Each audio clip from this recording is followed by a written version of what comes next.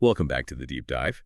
Today we're getting into some really crucial updates to UK housing benefit rules. These are the ones coming into full effect in August 2025, and honestly, this stuff is vital for financial well-being across the UK.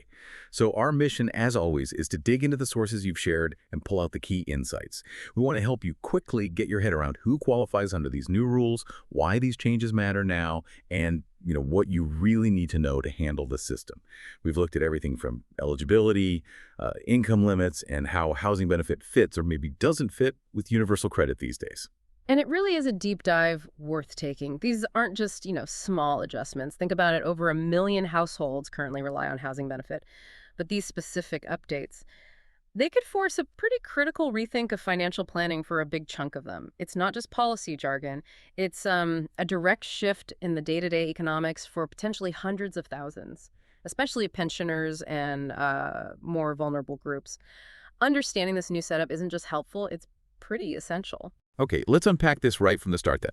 For anyone who's new to this or maybe just needs a quick refresher, what exactly is housing benefit and how did we get to this point? Sure. So housing benefit, or HB as it's often called, is basically a welfare payment. It comes from your local council here in the UK.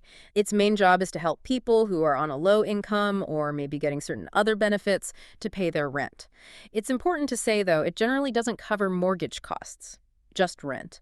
And while it's been a feature for decades, it's been gradually phased out for most working-age people over the last few years, mostly being replaced by universal credit. Right, so it has this long history, but this August 2025 update feels like a really significant moment. Why is it being seen as such a big step in welfare reform? Is it just another rule change, or is there something, more fundamental going on? Oh, it's definitely more fundamental. This August 2025 update, it's a really significant part of the government's bigger ongoing welfare reform agenda.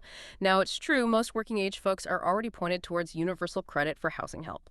But housing benefit, it's still vital for millions, pensioners particularly, and certain vulnerable claimants. These new rules, kicking in next August, they're not just minor tweaks. They're about setting much clearer and frankly stricter boundaries on exactly who can still apply for HB. They also bring in fresh income assessments, updated capital limits, that savings, and they really clarify how HB interacts with other key benefits, things like pension credit and disability allowances. It's really about consolidating and sharply defining the remaining job of housing benefit. That leads right to the big question for so many listening. Okay, what does all this actually mean for me? If I'm wondering if I still qualify under these updated rules, who are the specific groups who can still claim housing benefit after August 2025? Right. The updated rules do make